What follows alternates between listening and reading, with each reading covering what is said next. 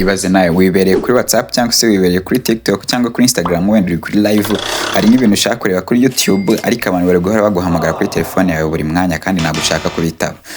Muri iyi video rero ngiye kukwereka code z'ibanga ushobora gukoresha uko wakoresha internet yawe nta kibazo ufite, ariko abantu baguhamagara bakakubura kuri phone bagasanga ntago uhari. Izi telefone ubona zifite code nyinshi zibanga utari usanzwe uzi. Ari niyo mpamvu kuri TJP Media ngiye kukubwira ebyiri muri zo, izindi nazo nzazikubwira ubutaha. Wiko gukora subscribe ni kuri TJP Media.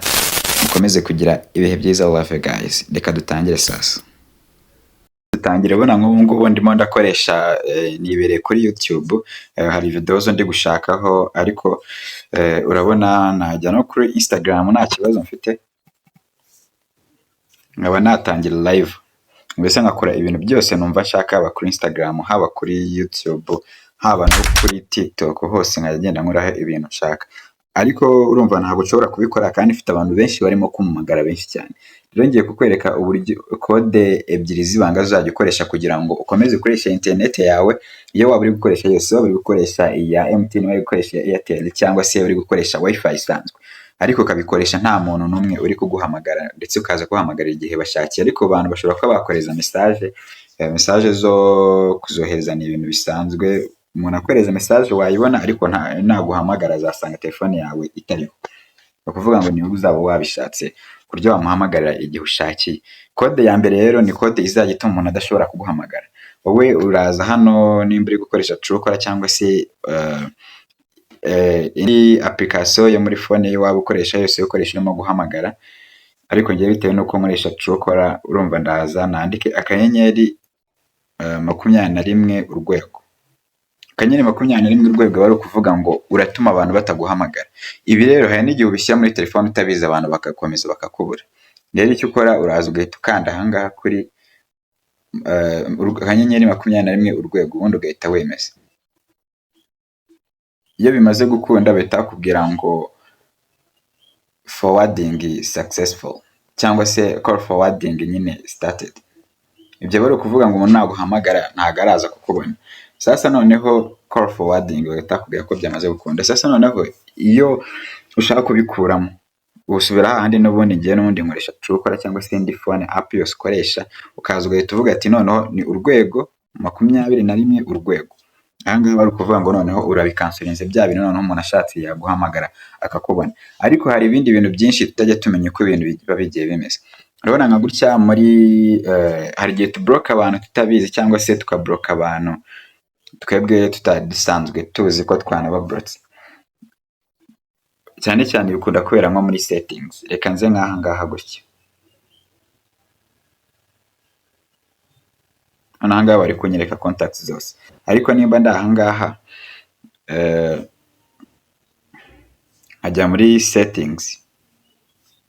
Najya muri settings noneho nkaza nkareba hanga kuri block. Urabona hanga ubona abantu bo uba waragiye block. Bakureka abantu uba waragiye block. Ariko ahangaha rero hari uburyo bwinshi bw'ushobora kuba blockamo abantu cyangwa se abantu ukaba wabahagarika kuryo badashobora kuguhamagara. Urabona ahangaha ushobora kuvuga ati ngiye kubloka iziri business nyine ziri verified. Ahangaha ushobora kubloka abantu bari kuguhamagara bavuye mu kindi gihugu, ukavuga ati ntabwo nshaka abantu bari mu kindi gihugu bampamagara. Noneho ahangaha ushobora kubloka nimero zose ziri prive, ukavuga ati abantu bakoresha nimero za prive ntabwo ushaka ko bahamagara. Noneho ahangaha no kuvuga ngo ushobora kubloka ba bantu badafite nimero utasavinze nimero zawe. Nimba nimero y'umuntu utari savinze ukaba wambloka ndabe yemere kuguhamagara. No kuvuga ngo ahangaha hanyuma ntabwo umuntu aba yemere kuguhamagara utarasavinze nambaye. Ahangaha ni hahandi ya nimero iri hidden cyangwa se iri prive na ubu yiblotse. Umuntu wese waguhamagara afite nimero ya prive ntabwo aguhamagara. Ahangaha niho ushobora guhitamo ukavuga ati ndashaka ko abantu bavuye mu bindi bihugu batazajya bampamagara. Hejuru no kuvuga ngo nimba ari business nizampamagara, kuko business ngize cyane ntabwo ari zo zinyeneye. Mwumva ko ni ibintu byinshi bitandukanye izi phone zacu ziba zigiye zibitse. Urumva nkweretse uburyo ushobora kuba wakanga yuko hagira umuntu uguhamagara ukoresheje code, ndetse n'ukuntu wabikoramo, ndetse mwereka n'uburyo ushobora gukoresha buri manual ushobora kugenda ukajya block abantu mu buryo bwinshi bugiye butandukanye. Aha rero ni kuri TJP Media. Mukomeze kugira ibihe byiza kandi mukomeze kureba video zacu.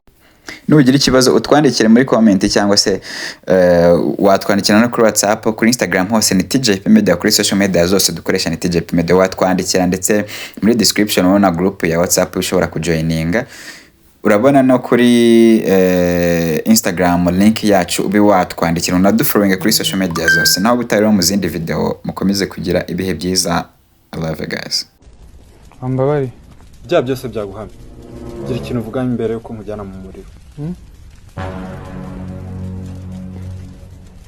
muri TJP Media dukora website, muze tubafashe, dukora business website na personal website, muze tubafashe. Sibyo? Landing se yo kutayivuze. Landing. Dukora website zose, muze tubafashe, muhamagaye na nomero muze tubafashe. Simbivuze?